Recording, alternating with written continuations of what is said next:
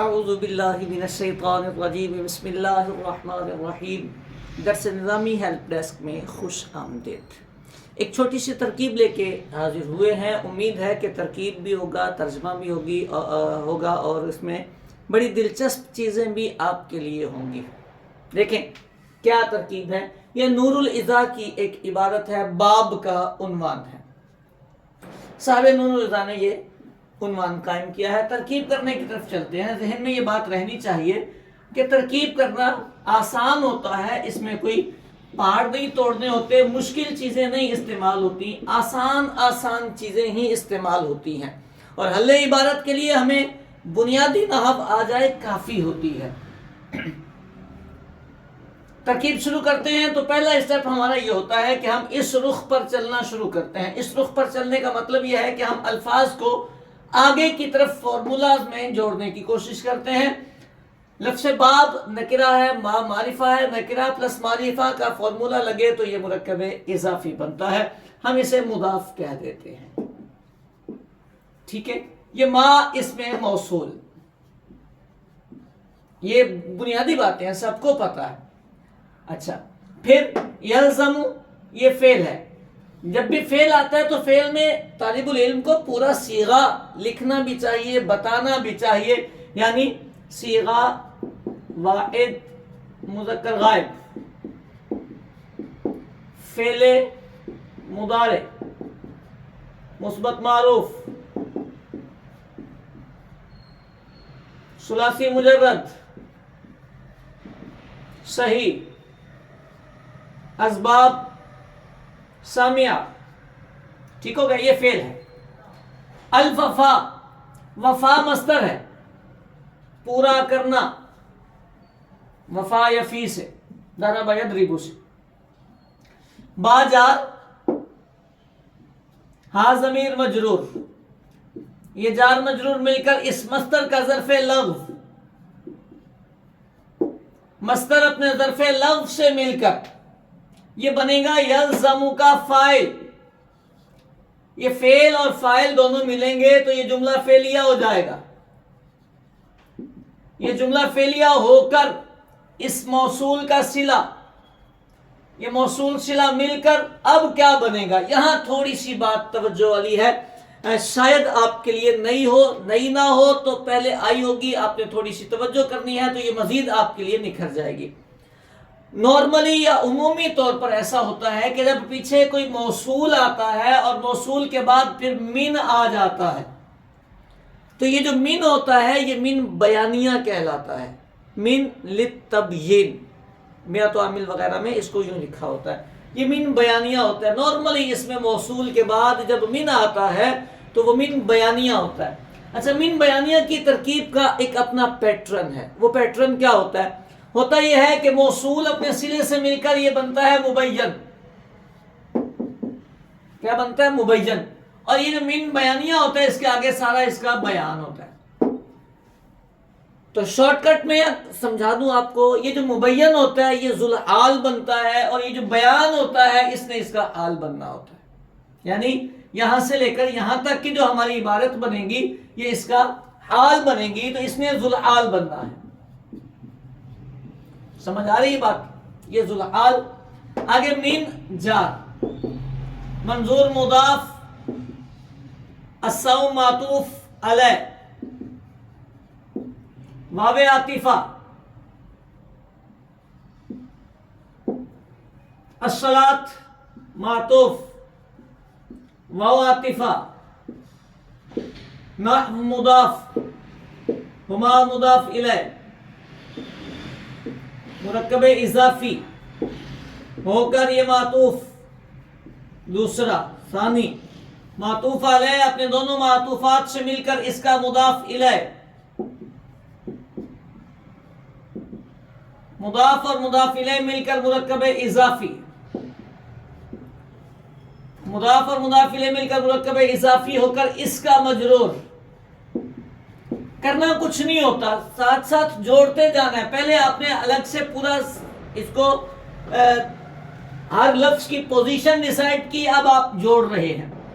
یہ اس کا مجرور ہے، جار کو مجرور کے ساتھ جوڑیں گے تو یہ ظرف लग़्व बनेगा कि मुस्तकर, ये ज़र्फ़ मुस्तकर बनेगा, क्योंकि इसका मुताल्लिक़ यहाँ मौजूद नहीं, इसने साबितन के मुताल्लिक़ होना है।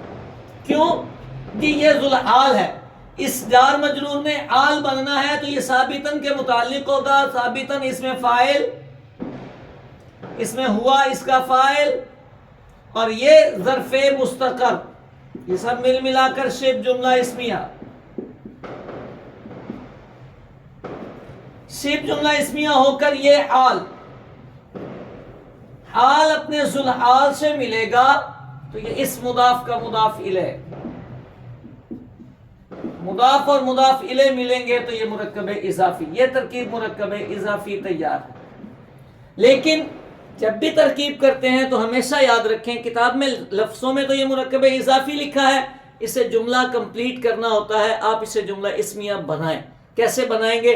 ये मुरक्कब इज़ाफ़ी है, इसको आप खबर बना लें, इसके पीछे हाजा निकाल के इसको मुब्तदा बना दें, या इसको आप मुब्तदा बना लें, इसके आगे हाजा निकाल के इसको आप खबर बना लें, मुब्तदा और खबर मिलकर जुमला इस्मिया तैयार हो जाएगा। ये आपकी इस जुमले की तरकीब है। अब यहां पर जो तवज्जो वाली बात थी वो मिन बयानिया वाली तरकीब का था कि ये मिन बयानिया अपने मुबय्यन का हाल बनता है, यानी उसको ज़ुल हाल बनाते हैं और इसको फिर ज़र्फ़े मुस्तकर करके हाल बनाते हैं। अच्छा, दूसरी बात, अब इसका तर्जमा करना होता है। तर्जमा भी हमेशा के लिए याद रखें, जुगाड़ में नहीं किया जाता, जो आपने तरकीब की है वही आपका तर्जमा होना चाहिए। तर्जमे में दो पॉइंट आएंगे आपके तवज्जो वाले। एक आएगा ये वाला, बिही अल वफा के मुतालिक किया है तो यल्ज़मुल वफा बिही। अब तर्जमा करके देखेंगे तो आपको लगेगा जिनको पूरा करना, मैं लिखता हूं जिनको पूरा करना। पूरा करना वफा का माना है, इसका मतलब ये है कि ये जो जिनको का है, ये वाला जार मजरूर, ये पूरा करना के मुतालिक हो रहा है। समझ आ रही? अच्छा, अगर हम इसको यल्ज़मु के मुतालिक करेंगे, जार मजरूर को वफा के मुतालिक नहीं करते, यल्ज़मु के मुतालिक करते हैं, तो यल्ज़मु बिही, जिसको वो लाजिम है, तो जिसको वो लाजिम नहीं है, जिसको पूरा करना है, तो इसका मतलब ये जो जिसको है इसका ताल्लुक वफा के साथ है, जार मजरूर दुरुस्त जोड़ना। दूसरी बात, ये जो मिन बयानिया और मा मौसूला है, इनका तर्जमा करने का तरीका ये होता है कि आप मिन का तर्जमा से ना करें, बल्कि आप जब इसका तर्जमा करें, मौसूला का तर्जमा वैसे पता है आपको क्या होता है? मौसूल का तर्जमा होता है वो या उस या उन, ये इसमें मौसूल का तर्जमा होता है। वो जो बच्चे कहते हैं जो या जिस, वो नहीं करना चाहिए, वो या उस करना चाहिए, ठीक है? तो वो या उस या उन, ये होता है।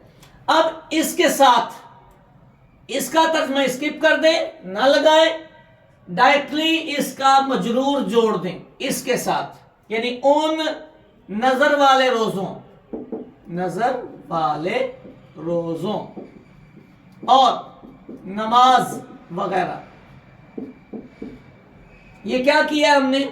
मा मौसूला के साथ उसका बयान जोड़ा है। ये मा मौसूला का तर्जमा है, इसके साथ हमने उसका बयान जोड़ दिया है। ये मुबय्यन और बयान को तर्जमे में जोड़ने का तरीका होता है, इसका तर्जमा फिर से नहीं करते। समझ आ रही बात? अच्छा, बाज़ दफ़ा इसका तर्जमा या नहीं करके भी कर देते हैं, लेकिन ये तरीका ज़्यादा बेहतर होता है, अच्छा लगता है। अब मैं आपको तर्जमा करके पूरा दिखाता हूं कैसे। पहले मुब्तदा का तर्जमा करते हैं, फिर खबर का तर्जमा करते हैं। जी ये मैंने मुब्तदा का तर्जमा कर दिया। ये अब खबर मैंने देखी तो खबर मुरक्कब इजाफी है। मुरक्कब इजाफी में पहले मुदाफ इलैह का तर्जमा करते हैं, फिर मुदाफ का तर्जमा करते हैं। मुदाफ इलैह इसमें मौसूल है, उसका दरमियान में सिला भी है। तो मौसूल सिले का तरीका यह होता है कि सिले को थोड़ी देर के लिए दरमियान से गायब कर लेते हैं, बाकी तर्जमा जोड़ लेते हैं। कर दिया है मैंने, लफ्जों में ही गायब कर दिया है। तो अब तर्जमा क्या बनेगा? ये उन नजर वाले रोजों